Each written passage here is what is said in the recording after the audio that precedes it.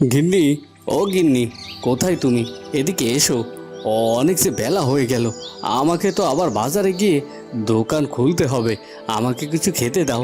এমনিতে দোকানটাই আজকাল খুব কম বেচাকেনা হচ্ছে। এমনভাবে চলতে থাকলে তো আমাদের না খেতে পেরে মরতে হবে। তুমি তাড়াতাড়ি আমাকে কিছু খেতে দাও, আমি সেগুলো খেয়ে বাজারের দিকে যাই। হ্যাঁ হ্যাঁ, আমি তোমাকে এখনই খেতে দিয়ে দিচ্ছি। ঠিক আছে, কিন্তু তুমি সকাল সকাল ঘুম থেকে উঠতে পারো না। এমনিতেই তো আমাদের হোটেলে বেচা কেনা অনেক কম হয়, আবার তারপরে চিন্টুর স্কুলের বেতনটাও দিতে হবে। 2 মাস ধরে তার স্কুলের বেতনটাও দেওয়া হচ্ছে না। তুমি একটু কষ্ট হলে হোটেলের বেচা কেনা একটু বাড়াও, বুঝলে তো? তাই বললেই কি আর হয় গিন্নি? এখন কিসের জন্য যেন বেচা কিনা একেবারেই নেই বললেই চলে। মানুষ এখন আর আমার তৈরি হাঁসের মাংস খেতে আমার হোটেলে আসে না। আগে যেমনটা বেচা কিনা হতো, তেমন হলে তো এতদিনে আমরা সোনায় সোহাগা থাকতাম। দেখি, বাজারের দিকে গিয়ে দেখি কি করা যায়। তুমি আমাকে কিছু খেতে দাও, আমি এখনই বাজারের দিকে বের হব। হ্যাঁ গো হ্যাঁ, খেতে দিয়ে দিচ্ছি। তুমি বরং বাজারে গিয়ে দেখো আজ কেমন বেচা কেনা হয়। এ কথা বলে মিঠুর গিন্নি মিঠুকে খেতে দিয়ে দেয়। এমন সময় মিঠুর ছেলে চিন্টুও সেখানে চলে আসে। বাবা, বাবা, তুমি আমাকে আজ স্কুলে দিয়ে আসবে? আমার আজ তোমার সাথে স্কুলে যেতে খুব ইচ্ছে করছে। তুমি কি হোটেলে যাওয়ার সময় আমাকে স্কুলে দিতে যাবে বাবা? হ্যাঁ বাবা, আমি তোকে হোটেলে যাওয়ার সময় স্কুলে নিয়ে যাব। তুই খেয়ে দিয়ে গুছিয়ে নে। আচ্ছা বাবা, আমি তাহলে গুছিয়ে নিচ্ছি। কিছুক্ষণ পর মিঠু তার ছেলেকে নিয়ে স্কুলে যায়।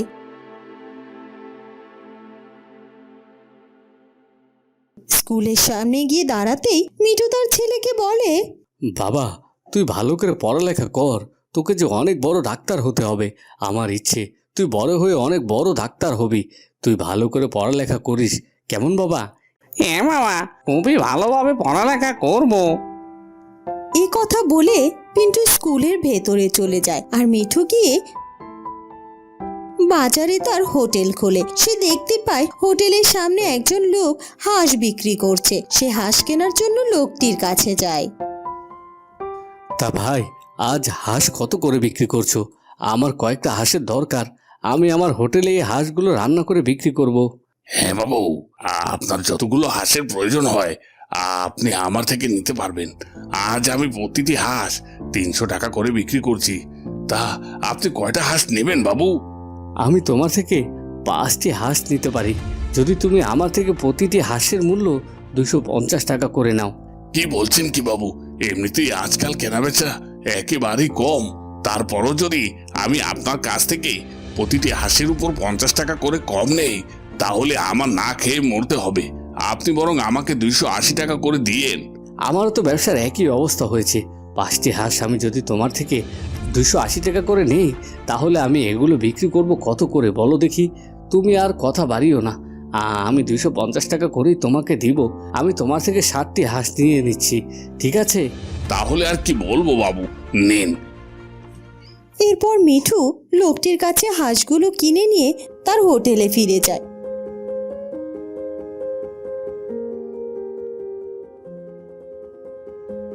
আর হাঁসের মাংসগুলো রান্না করে বিক্রির জন্য প্রস্তুত করে ফেলে।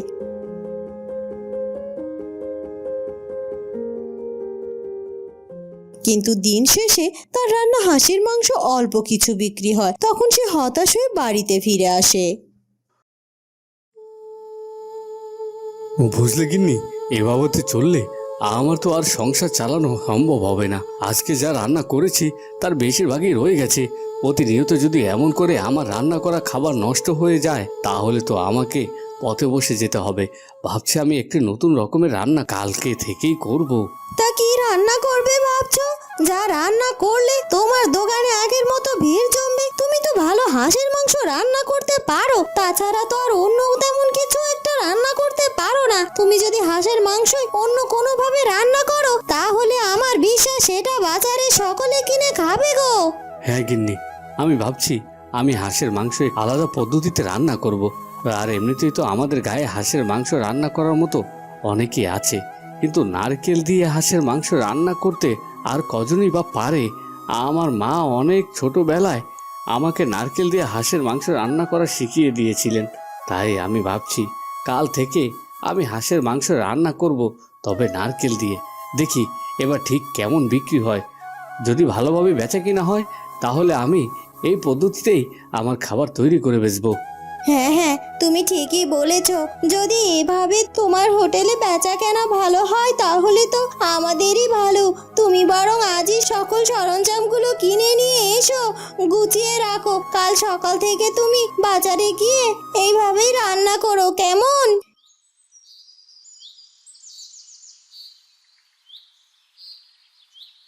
এরপর মিঠু পরদিন সকাল সকাল বাজারে গিয়ে আবারও সেই হাঁস কিনে নিয়ে নারকেল দিয়ে হাঁসের মাংস রান্না করে। আসুন আসুন, এই স্পেশাল নারকেল দিয়ে হাঁসের মাংস খেয়ে যান। আসুন আসুন। তা কি বিক্রি করছো ভাই হাঁসের মাংস, তাও আবার নারকেল দিয়ে? কই দেখি তো, দাও খেয়ে দেখি কেমন হয়েছে তোমার নারকেলের হাঁসের মাংস। হ্যাঁ, আমাকেও দাও, আমি খেয়ে দেখি কেমন হয়েছে তোমার নারকেলের হাঁসের মাংস। তা কত করে বিক্রি করছো হাঁসের মাংস? প্রতি প্লেট হাঁসের মাংস আমি 50 টাকা করে বিক্রি করছি। একটু খেয়ে দেখুন কেমন লাগে আপনাদের কাছে। আমার বিশ্বাস আপনারা এই হাঁসের মাংস খেয়ে আবারও আমার থেকে কিনে খাবেন। তাহলে দাও দেখি কেমন খেতে হয়েছে, একটু খেয়ে দেখি। যদি ভালো লাগে তাহলে তোমার থেকে আবারও আমরা হাঁসের মাংস কিনে খাবো, কথা দিলাম। আর এমনিতেও তো এত কমে কেউ আমাদের হাঁসের মাংস খেতে দিবে না, তাও আবার এত সুন্দর দেখতে হয়েছে হাঁসের মাংস, তাহলে হয়তোবা খেতেও অনেক সুস্বাদু হবে। হ্যাঁ, আমি আপনাদের এখনই হাঁসের মাংস খেতে দিচ্ছি। আপনারা খেয়ে বলবেন কেমন হয়েছে আমার নারকেলের হাঁসের মাংস। আমি খুব যত্ন সহকারে নারকেল দিয়ে হাঁসের মাংস রান্না করেছি। এরপর মিঠু তাদের দুজনকে হাঁসের মাংস খেতে দেয়। হাঁসের মাংস খেয়ে লোকগুলো অনেক পছন্দ করে। সত্যিই তো হাঁসের মাংস খেতে অনেক মজা হয়েছে, অনেক সুস্বাদু হয়েছে। তুমি আমাকে আরো 1 প্লেট হাঁসের মাংস দাও এবং 1 প্লেট আমার জন্য পার্সেল দিয়ে দাও, আমি বাড়িতে গিয়ে খাবো। হ্যাঁ হ্যাঁ, আমার জীবনে এত সুন্দর হাঁসের মাংস কখনো খাইনি। আমার যখন হাঁসের মাংস খেতে মন চাইবে আমি তোমার দোকানেই চলে আসবো।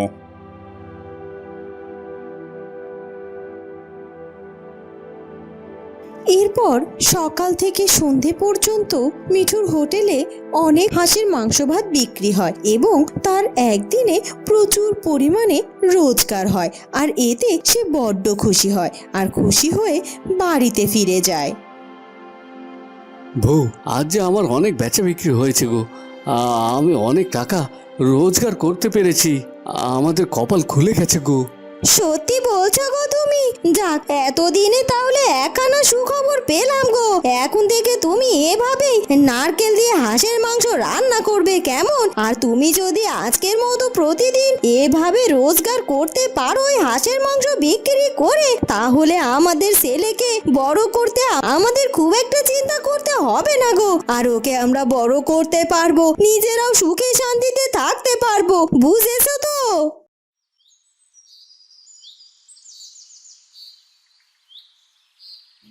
এরপর থেকে প্রায় প্রতিদিনই মিঠু তার হোটেলে হাঁসের মাংস রান্না করত এবং লোকজন ভিড় দিয়ে তার হোটেলে নারকেল দিয়ে হাঁসের মাংস খেতে আসতো এবং তার প্রতিদিনই অনেক টাকা রোজগার হতো।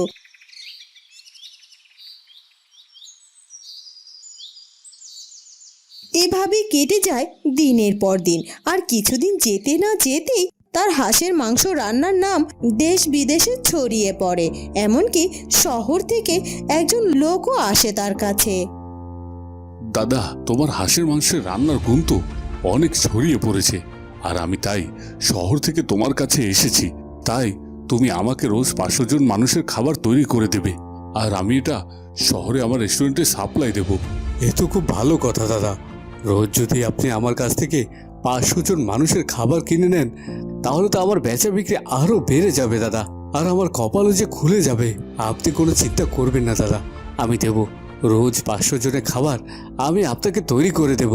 ঠিক আছে দাদা, তাহলে তো ভালোই হলো, আমি দুশ্চিন্তা থেকে মুক্তি পেলাম। তাহলে এখন আমি যাই দাদা। আর হ্যাঁ, একটি কথা, নারকেল দিতে ভুলো না দাদা। ঠিক আছে দাদা, সেটা আর বলতে, সেটা কি আর ভুলি?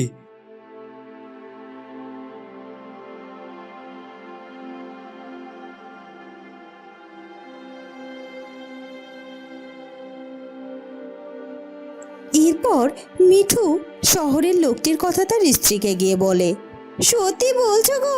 যদি এমনটা হয় তাহলে তো আমাদের কপাল খুলে যাবে গো, আমাদের আর কোনো কষ্ট থাকবে না।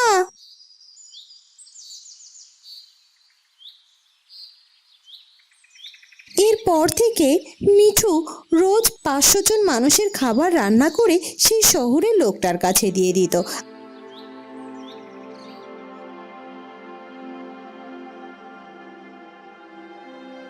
আর গ্রামের লোকজনেরও তার সাথে সাথে হাঁসের মাংস রান্না করে খাওয়াতো, আর এতে করে মিঠু রোজ অনেক পয়সা উপার্জন করত। এভাবেই মিঠু হাঁসের মাংস রান্না করে তার সংসারকে সুন্দরভাবে চালাতে থাকে, আর তার ছেলেকে পড়াশোনার জন্য একদিন শহরেও পাঠিয়ে দেয়।